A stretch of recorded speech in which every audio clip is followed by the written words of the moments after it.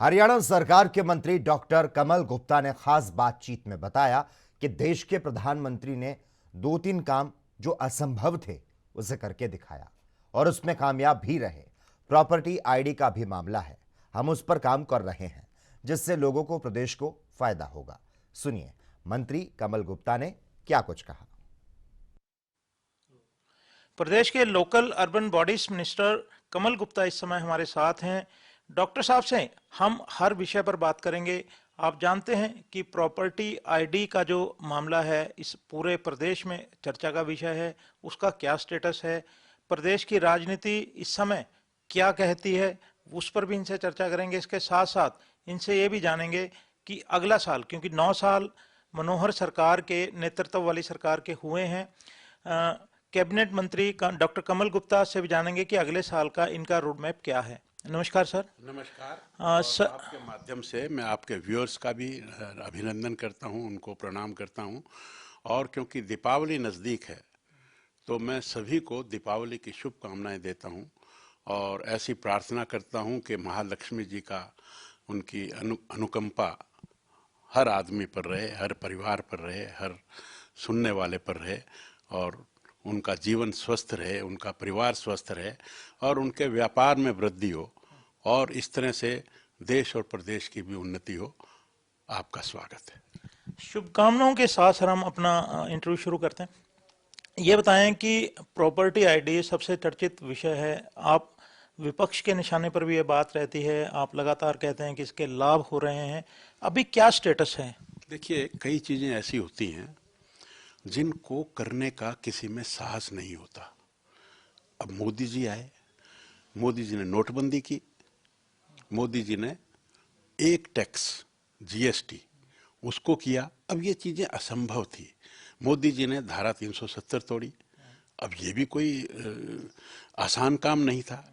अब मोदी जी की काल में 500 साल पुराना जो बाबर ने आकर हमारा मंदिर तोड़ा, हमारी सभ्यता को तोड़ा और राम मंदिर बन रहा है। तो ये जो मुश्किल काम है, ये किसी भी बंदे में साहस हो वो ही कर सकता है। तो जो आपने प्रॉपर्टी आईडी की बात की, ये एक साहस का विषय था, चैलेंज का विषय था और ये पूरे देश में हरियाणा पहला राज्य है जिसने इस सिस्टम को अडॉप्ट किया। इस सिस्टम के फायदे क्या हैं?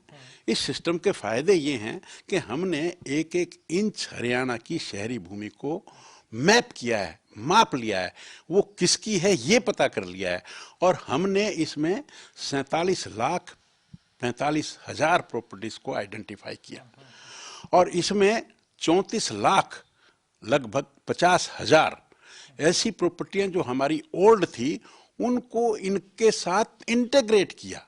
ये इंटीग्रेशन करने में हमें बड़ी मुशक्कत करनी पड़ी। हमारी 22-23 लाख तो प्रॉपर्टी इंटीग्रेट हो गई थी, लेकिन 12-13 लाख जो बची उसको ढूंढना, जैसे किसी दुकान में हम जब शाम को हिसाब मिलाते हैं तो 2 पैसे का हिसाब रह जाता है, उसको मिलाने में पूरी रात लग जाती है। तो प्रॉपर्टी इंटीग्रेट करना एक बहुत बड़ा चैलेंज का काम था। तो ये बहुत चैलेंज का काम था। हमने 47.5 लाख प्रॉपर्टियों को आइडेंटिफाई किया है।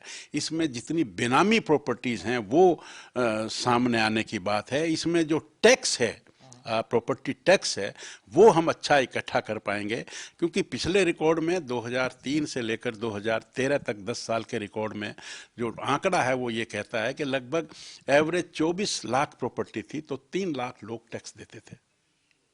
ये बताएं, डेमोक्रेसी है, कोई कुछ भी कहे।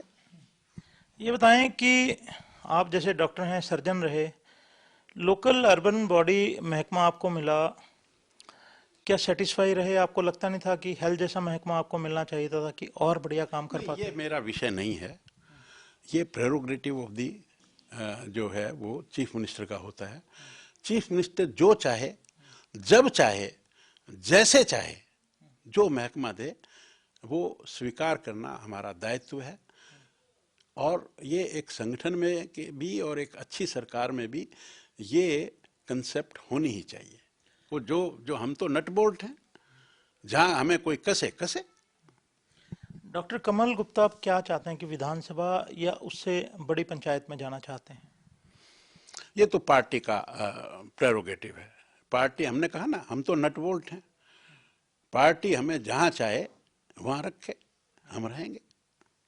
शुक्रिया। तो ये हैं डॉक्टर कमल गुप्ता, जिन्होंने हर विषय पर बेबाकी से अपनी राय दी। और जो डिप्टी सीएम बनाने की बात है 4 या फिर 2, उनका ये कहना है कि कितने भी बनाने की घोषणा कर सकते हैं, क्योंकि इनको सत्ता में नहीं आना है। कितनी ही बड़ी घोषणाएं लोगों के साथ वायदे ये करें, इनके लिए इन वायदों का कोई महत्व नहीं है। एएनबी न्यूज के लिए चंडीगढ़ से कैमरामैन रिजवान के साथ राकेश गुप्ता।